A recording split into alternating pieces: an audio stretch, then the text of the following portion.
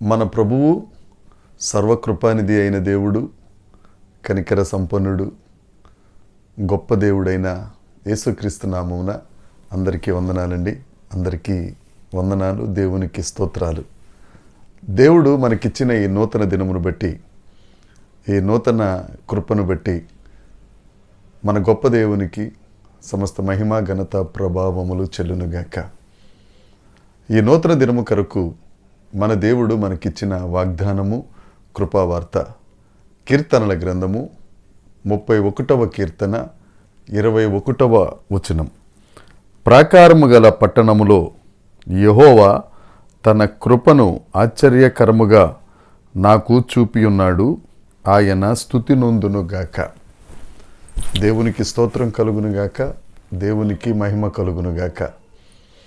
మన దేవుడు కృప కలిగిన దేవుడు, మన దేవుడు కృప చూపించుచున్న దేవుడు.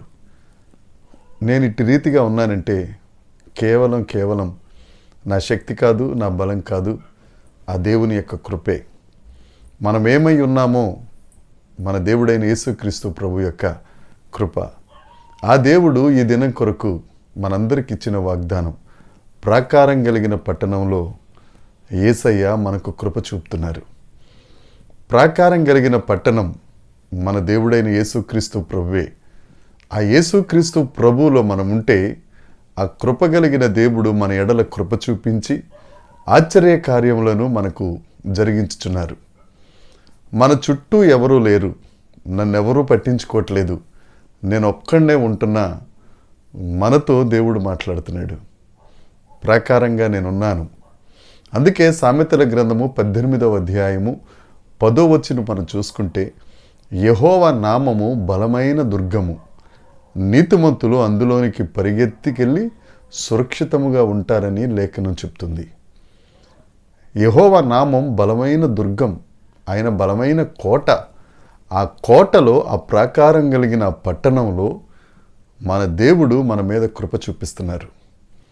మనం ఏదైతే లేదనుకుంటున్నామో, మనం ఎక్కడైతే ఒంటరిగా ఉన్నాం అనుకుంటున్నామో, మనల్ని ఎవరూ పట్టించుకోవట్లేదు అనుకుంటున్నామో, అలా బాధపడుతున్న నీతోనే దేవుడు మాట్లాడుతున్నాడు.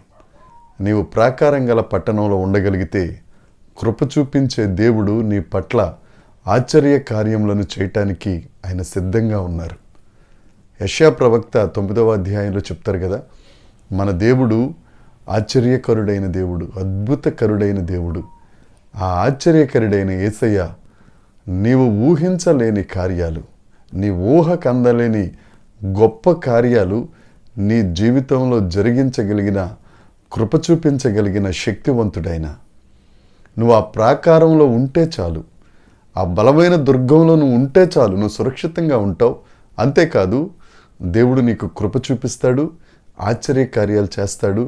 నీ నోటమ్మట స్తుతి గీతం ఉంచి ఆయన నామము మహిమపరచగలిగిన శక్తి కలిగిన దేవుడు ఈ దినాన, ఈ నూతన దినాన దేవుడు మనకిస్తున్న వాగ్దానం, ప్రాకారం కలిగిన పట్టణంలో కృప చూపించే దేవుడు నీకు తోడుగా ఉన్నాడు.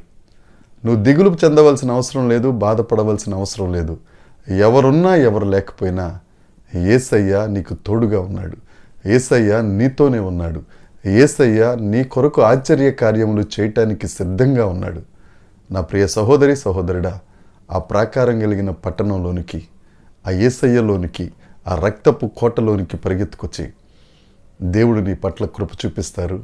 ఆశ్చర్యకరంగా నీ జీవితాన్ని అనేకులకు ఆశీర్వాదకరంగా మారుస్తారు. దేవుడి మాటలు దీవించునుగాక. దేవుని కృప మనందరికీ తోడై ఉండునుగాక. దేవుని నామ మహిమపరచబడునుగాక. Amen, amen, amen.